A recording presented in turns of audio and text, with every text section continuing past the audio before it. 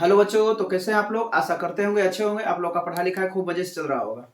Bihar board के official site पे जो मैट्रिक 2025 में परीक्षा देने वाले परीक्षार्थियों के लिए जो इंटरनेट मॉडल पेपर जारी किया गया है, उस मॉडल पेपर का ऑब्जेक्टिव क्वेश्चन का जो है हम लोग पूरा विश्लेषण करने जा रहे हैं। ठीक है, आप लोग ध्यान से सारे ऑब्जेक्टिव क्वेश्चन को समझिएगा, क्योंकि इंटरनेट द्वारा जारी किया गया मॉडल पेपर से लगभग आपका परीक्षा में 15 से 20 नंबर ऑब्जेक्टिव क्वेश्चन लड़ने वाले हैं। इसलिए ध्यान दीजिए, बहुत महत्वपूर्ण ऑब्जेक्टिव क्वेश्चन है और लगातार जो है इस क्वेश्चन का हम लोग विश्लेषण करते जा रहे हैं। हर चैप्टर बाय चैप्टर जितने भी क्वेश्चन पूछे गए हैं, प्लस साथ में जितना भी क्वेश्चन दिया गया है इस मॉडल सेट में, जो भी हम लोग आज इसको हम लोग पूर्ण रूप से व्याख्या करेंगे। चलिए, तो समय को ज्यादा वक्त न देते हुए हम लोग जो है आते हैं टू द पॉइंट पर। आप लोग देखिएगा किस तरह से क्वेश्चन है, समझने का प्रयास कीजिएगा और बेहतर तरीके से इस वीडियो को देखिएगा अंत तक, जिससे कि आपका हर ऑब्जेक्टिव कंप्लीट हो जाए। चलिए ठीक है, आगे हम लोग बढ़ते हैं। आप लोग का 40 ऑब्जेक्टिव क्वेश्चन रहता है, 80 ऑब्जेक्टिव क्वेश्चन रहेगा, इसमें 40 ही क्वेश्चन बनाना है।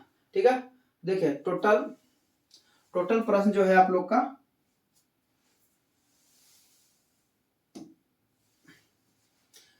टोटल प्रश्नों की संख्या 80 होंगे, लेकिन आपको बनाना होगा 40 ही।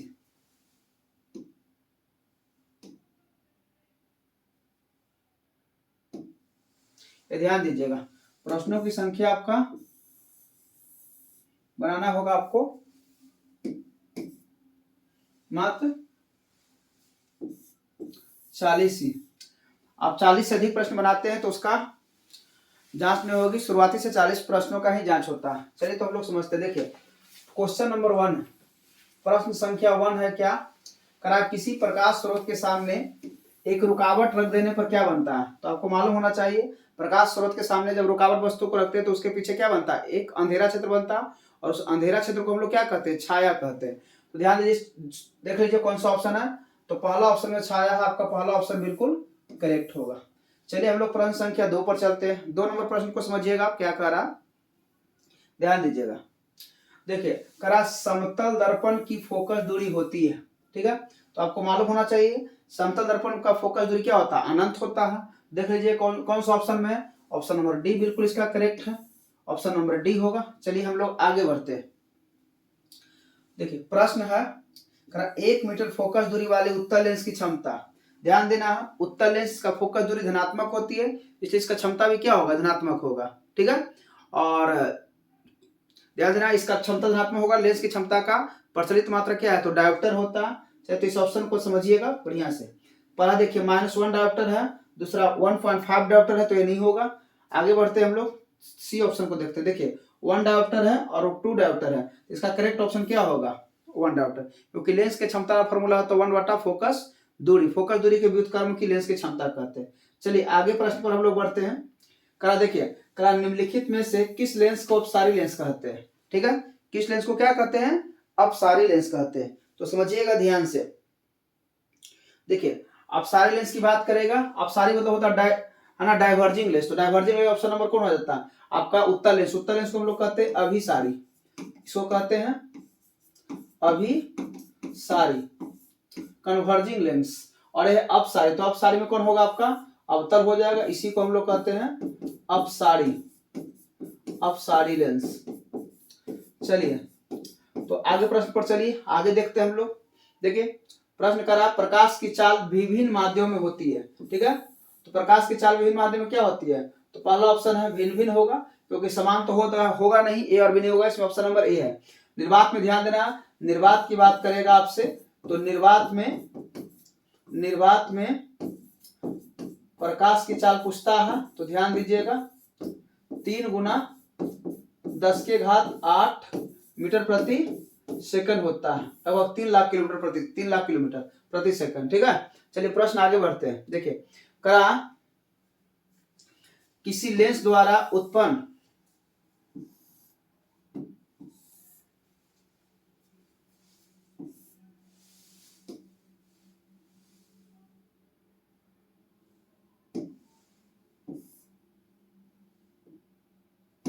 चलिए ठीक है,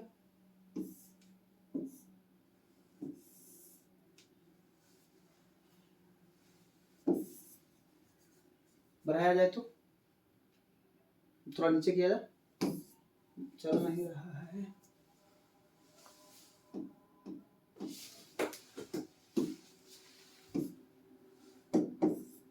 ना ध्यान दीजिएगा, क्वेश्चन नंबर 5 तक हम लोग देख लिए थे। प्रश्न संख्या देखिए 6 नंबर, करा किसी लेंस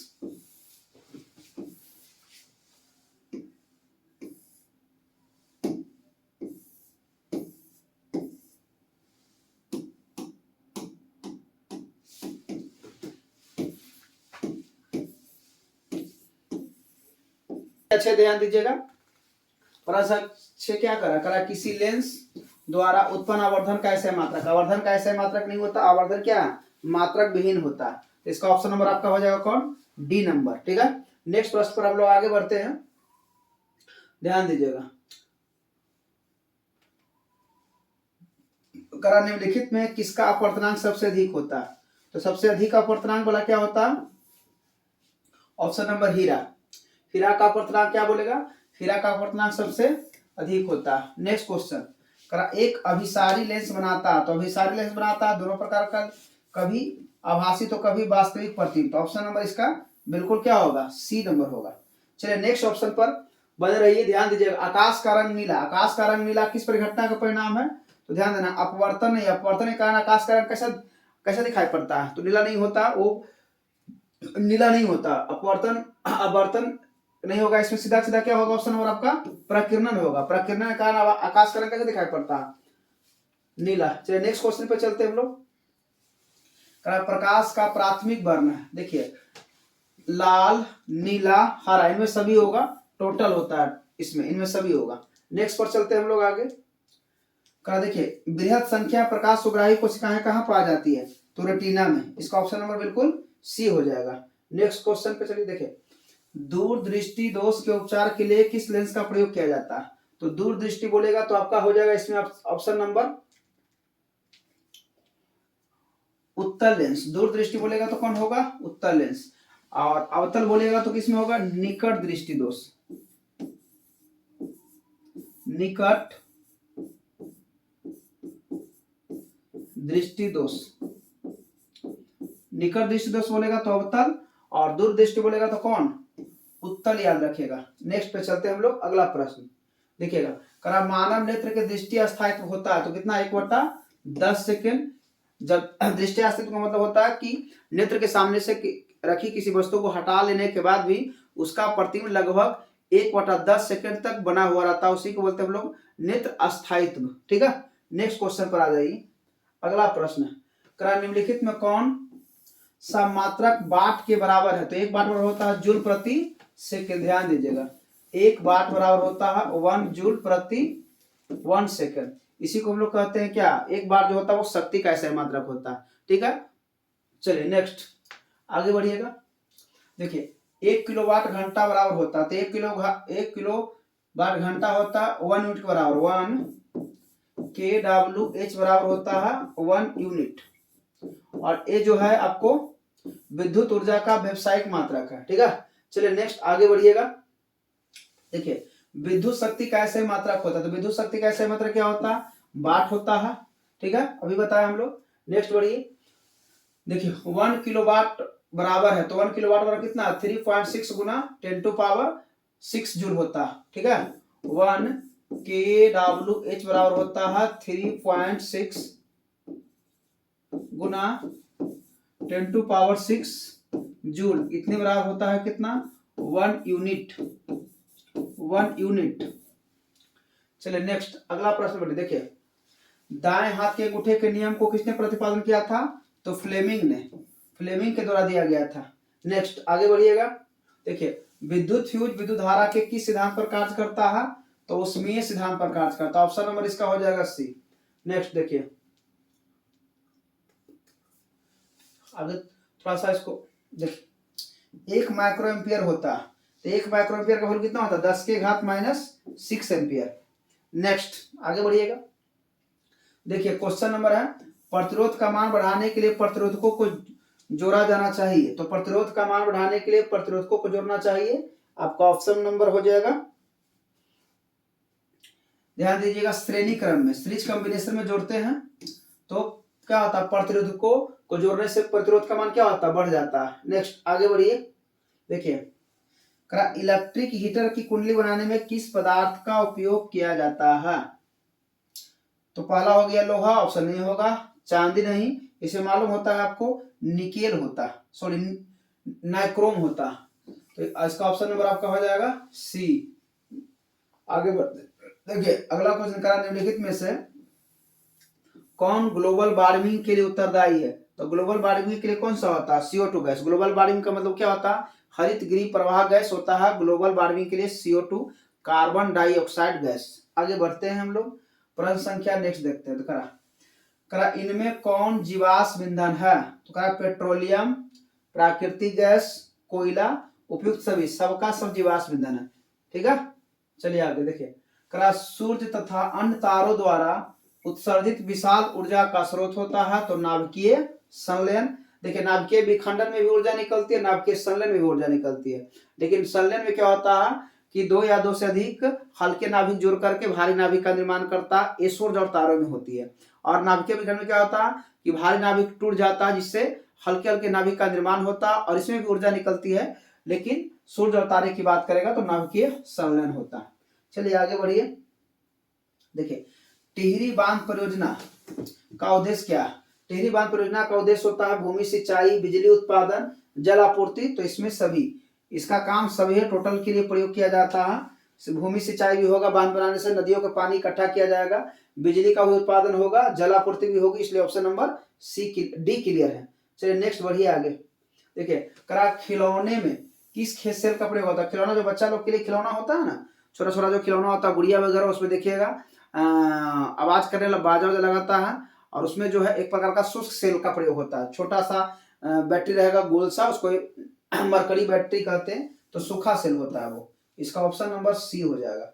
आगे बढ़िएगा, जल में वैद्युत अवगणन करने से कैथोड पर मुक्त होगी। कैथोड पर की बात करेगा तो कैथोड पर मुक्त होगा, ध्यान दीजिएगा, हाइड्रोजन गैस होगा, हाइड्रोजन। नेक्स्ट प्रश्न पर आइए, देखिए कारण नीचे दी गई विक्रिया के संबंध में कौन सा कथन सही है? देखिए यहां से जिंक ऑक्साइड से ऑक्सीजन निकल रहा है तो अवकरण हो रहा, और कार्बन के साथ ऑक्सीजन जुड़ रहा है इसलिए ऑक्सीकरण हो रहा है। तो ध्यान देना, यहाँ कार्बन कहाँ पे चयन हो रहा, ऑप्शन नंबर बी बिल्कुल करेक्ट है। नेक्स्ट बढ़िए क्वेश्चन पर, देखिए जास्तक तनु हाइड्रोक्लोरिक अम्ल की अभिक्रिया के फलस्वरूप निम्न में कौन सा गैस बनता है? तो हाइड्रोजन गैस। ठीक है, जिंक प्लस HCl बनाता है, zinc chloride plus H2 gas देता है। ठीक है, नेक्स्ट आगे बढ़िएगा,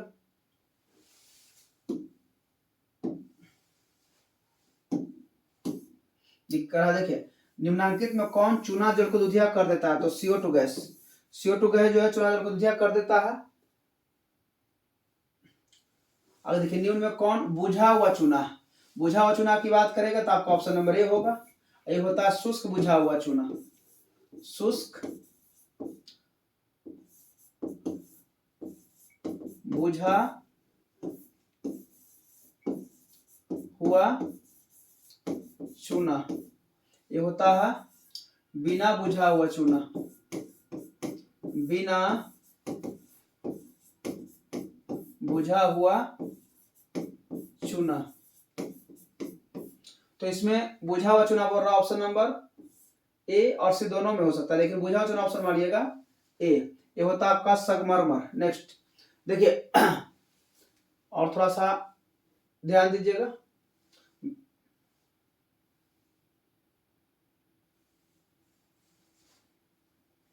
आपका संगमरमर का हो गया।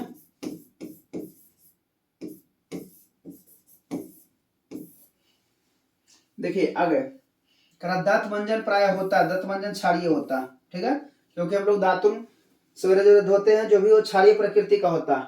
आगे बढ़िएगा, नींबू में कौन सा अम्ल पाया जाता है? नींबू में पाया जाता है सिट्रिक अम्ल। ठीक है, और लैक्टिक अम्ल तो दूध दही में पाया जाता है, फॉर्मिक अम्ल तो लाल चींटी के डंक और बिच्छू के डंक में हो गया, या तो आपका एसिटिक की बात करेगा तो सिरका हो गया। नेक्स्ट आगे बढ़िए, देखिए मिल्क ऑफ मैग्नीशिया क्षारीय होता है, जिसका पीएच मान की बात करेगा 10.5 होता है। आगे बढ़ते हम लोग, ध्यान दीजिएगा। देखिए जस्ता का अयस्क है, तो जस्ता का अयस्क बोलेगा तो ये एल्युमिनियम का होता है, मरकरी का है, और ये होता है सोडियम का, ये जिंक ब्लेड हो जाएगा जस्ता का अयस्क। नेक्स्ट देखिए धातु जो सिर्फ अम्ल राज को घुलाता है वो होता है आपका सोना। सोना और चांदी को घुला देता है, अन्य धातु को नहीं घुला पाता। चलिए नेक्स्ट, निम्नलिखित में कौन आयनिक यौगिक नहीं है? तो आपका आयनिक यौगिक है कैल्शियम क्लोराइड, पोटेशियम क्लोराइड भी, ये भी है, ऑप्शन नंबर बी हो जाएगा इसका। कहा देखिए हीलियम गैस है क्या? तो हीलियम गैस अक्रिय गैस होता है। हीलियम, नियॉन, आर्गन, क्रिप्टन और जेनॉन, रेडॉन सबका सब क्या अक्रिय गैस है। चलिए प्रश्न संख्या आगे बढ़ते हैं हम लोग। सबसे कठोर प्राकृतिक पदार्थ है, तो सबसे कठोर की बात बोलेगा तो इसमें ऑप्शन के आधार पे आपका हो जाएगा हीरा। हीरा सबसे कठोर प्राकृतिक पदार्थ है। नेक्स्ट देखिए बेंजीन का अणुसूत्र है, तो बेंजीन का क्या होता है C6H6, इसमें कार्बन के 6 परमाणु और हाइड्रोजन के 6 परमाणु होते हैं, वो अणुसूत्र है बेंजीन का। चलिए आगे देखिए हाइड्रोजन के 2 परमाणुओं के बीच कौन सा बंधन? तो एकल बंधन बनता है, सिंगल बॉन्ड। नेक्स्ट प्रश्न पर देखिए चूना जल का रासायनिक नाम, चूना जल का रासायनिक नाम बोलेगा तो चूना जल CaOH का होल ट्वाइस।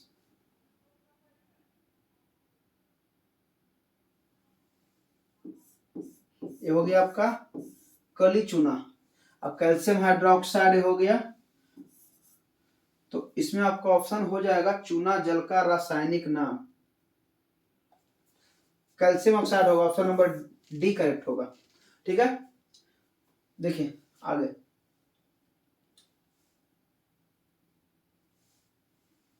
करा चीनी का रासायनिक सूत्र होता है, चीनी का क्या होता है C12H22, और तो उसको बढ़ाया जाए। देखिए चीनी का रासायनिक सूत्र क्या होता है? तो C12H22, ऑप्शन नंबर सी होगा। देखिए करा कि निम्नलिखित में कौन कार्बनिक यौगिक सबसे अधिक अभिक्रियाशील है? तो क्या होगा? एथीन होगा। एल्कीन का यौगिक सबसे अधिक अभिक्रियाशील होता है। नेक्स्ट प्रश्न पर करा मेंडलीफ ने अपने आवर्त सारणी तैयार करने के लिए कौन सा मापदंड अपनाया थे? तो मापदंड की बात बोलेगा तो परमाणु भार या तो परमाणु द्रव्यमान के बढ़ते क्रम में उन्होंने क्या किया था, सजाया था, और उनका मानना था किसी भी तत्वों का भौतिक और रासायनिक गुण परमाणु द्रव्यमान के आवर्ती फलन होता है, इसलिए परमाणु द्रव्यमान ही उनका मूल मापदंड था मेंडलीफ का। और मोस्टली की बात करेगा तो परमाणु क्रमांक। ठीक है, चलिए आगे बढ़िएगा। देखिए करा निम्नलिखित में कौन क्षार धातु नहीं है? तो आपका हो जाएगा इसमें मैग्नीशियम, ये क्षारीय मृदा है, ये क्षार हो गया, ये भी क्षार है और ये भी क्षार धातु है। अगला प्रश्न पे चलिएगा। करा निम्नलिखित में कौन हाइड्रोजन समूह का सदस्य है? तो हाइड्रोजन की बात करेगा तो फ्लोरीन, क्लोरीन, ब्रोमीन और आयोडीन होता है। ऑप्शन देख लीजिए, आपका हो जाएगा ब्रोमीन हाइड्रोजन समूह का सदस्य। आगे बढ़िए, जिंक का देखिए इतना आसान क्वेश्चन है ना। जिंक का परमाणु संख्या क्या होता है? तो 30 होता है। ये आपका हो गया निकेल का, और ये आपका हो गया कोबाल्ट का, और ये आपका है कॉपर का। चलिए आगे बढ़ते, ये आपका है जस्ता का। देखिए करा आगे निम्नलिखित में कौन विद्युत ऋणात्मक होते हैं? तो विद्युत ऋणात्मक की बात करेगा तो अधातु, ऑप्शन नंबर इसमें ए हो जाएगा। ठीक है, देखिए राजस्थान के किस ग्राम में चिपको आंदोलन के क्रम में महिलाओं ने जान दी थी? तो खेजरी एक प्रकार का ब्रिज था, वहां की महिलाओं ने है ना ब्रिज से चिपक करके अपना जान दे दिए थे। ठीक है, इसका नेतृत्व करने वाले कौन थे? तो सुंदरलाल बहुगुणा।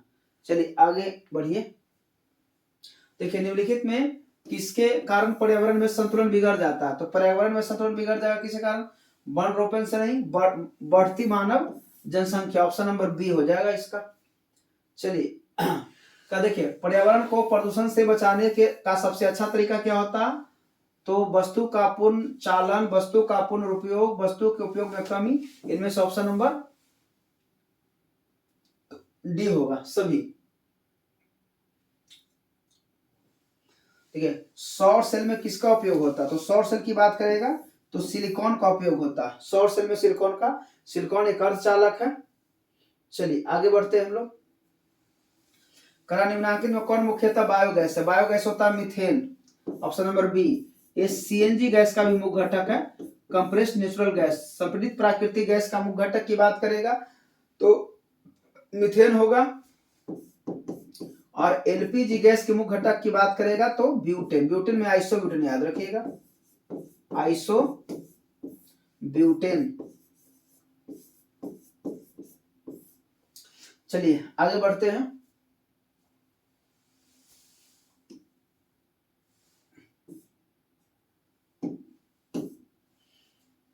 देखिए मनुष्य के दांत के सबसे ऊपरी परत को क्या कहते हैं, तो एनेमल, जो सबसे कठोर भाग होता है। ठीक है। जठर ग्रंथियां पाई जाती है तो क्या पाया जाता है, अमाशय रस में पाया जाता है। जठर ग्रंथि पाई जाती है कहाँ, तो अमाशय में, अमाशय में जिसमें जठर रस निकलता है। निम्नलिखित में कौन वसा के पाचन में सहायक होता है, तो वसा में बोलेगा तो लाइपेज। ठीक है, लाइपेज जो होता है वसा में पाचन करता है। अब देखिए करा कि पीत रस का रंग कैसा होता है, तो पीत का रंग होता है हरा, ये पीत क्षारीय होता है और इसका रंग हरा होता है।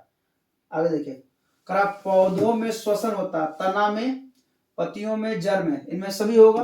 पत्ती पौधे के हर भाग से श्वसन का क्रिया होती है। देखिए हरे पौधे रात्रि में किस गैस का निःसरण करते हैं, तो CO2 गैस। इसलिए कहा गया है कि रात्रि के समय आपको पेड़ के नीचे सोना नहीं चाहिए, क्योंकि पेड़ भी CO2 छोड़ेगा और आप भी CO2 छोड़िएगा, आपको फिर ऑक्सीजन मिल नहीं पाएगा और दिक्कत हो जाएगा, इसके कारण मृत्यु भी हो सकती है। चलिए नेक्स्ट।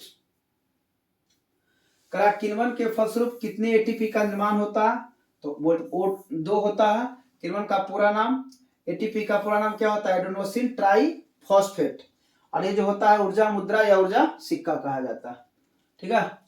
समान डायस्टोलिक रक्तदाब बोलेगा, ऐसे ब्लड प्रेशर बोलेगा स्वस्थ मनुष्य के कितना होता है, 80/120। इसमें एक होता है डायस्टोलिक और एक होता है सिस्टोलिक। ठीक है, तो ध्यान दीजिएगा। आपका ऊपर वाला होता है जो डायस्टोलिक होता है, नीचे होता है सिस्टोलिक प्रेशर होता है। ऑप्शन नंबर ए बिल्कुल करेक्ट होगा। चलिए आगे बढ़िए। देखिए पौधों में बाष्पोत्सर्जन किस अंग में होता है, तना में, पत्ती में, फूल में, तो पत्ती में होता है बाष्पोत्सर्जन की क्रिया, पत्ती से होती है। ठीक है, आगे बढ़िए। देखिए अस्थि क्या है, अस्थि एक प्रकार का ऊतक होता है, टिश्यू होता है। नेक्स्ट देखिए पादप में अपशिष्ट संचित रहते हैं, छाल में, पत्तियों में, कोशिकीय रिक्तियों में, इनमें सभी में। देखते हैं हम लोग, ऑप्शन नंबर इसका हो जाएगा आपका ऑप्शन नंबर डी, इनमें सभी होगा। हर जगह पे अपशिष्ट संचित रहते हैं। ठीक है। वृक्क के संरचनात्मक एवं क्रियात्मक इकाई को क्या कहते हैं, तो नेफ्रॉन। नेफ्रॉन जो होता है किडनी के पास होता है, वो जो वृक्क का क्रियात्मक संरचनात्मक इकाई है वो क्या करता है, छानने का काम करता है। ठीक है, और ये बहुत इंपॉर्टेंट है ऑब्जेक्टिव के लिए। चलिए आगे बढ़िए। देखिए पौधों के उत्सर्जित पदार्थ है, तो पौधों में उत्सर्जित पदार्थ क्या होता है, टैनिन, रेजिन, गोंद, इनमें सभी होगा। टोटल होगा ऑप्शन नंबर डी क्लियर है। चलिए प्रश्न संख्या आगे ध्यान दीजिएगा। देखिए स्मरण शक्ति का मुख्य केंद्र होता है, तो मुख्य केंद्र होता है आपका सेरिब्रम होता है, सेरिब्रम। आगे बढ़िए। देखिए स्मरण शक्ति का मुख्य केंद्र होता है सेरिब्रम, ऑप्शन नंबर डी हो जाएगा। ठीक है, नेक्स्ट वन देखिए आगे। जड़ का अधोगामी वृद्धि कहलाता है, तो ये होता है गुरुत्वानुवर्तन। गुरुत्वानुवर्तन पृथ्वी की तरफ है ना, पौधे का आकर्षण होना गुरुत्वानुवर्तन कहलाता है ना। सूर्य के प्रकाश की तरफ खिंचाव होना क्या कहलाता है, प्रकाशानुवर्तन। और रसायन की तरफ खिंचाव होना क्या कहलाता है, रसायनानुवर्तन। ठीक है, और जल की तरफ पत्तियों पेड़ पौधे का जाना क्या कहलाता है, जड़ों का जाना जलानुवर्तन हो गया। नेक्स्ट एस्ट्रोजन स्रावित होता है तो अंडाशय द्वारा। ठीक है, ये जो है एक प्रकार का मादा हार्मोन है, मादा हार्मोन।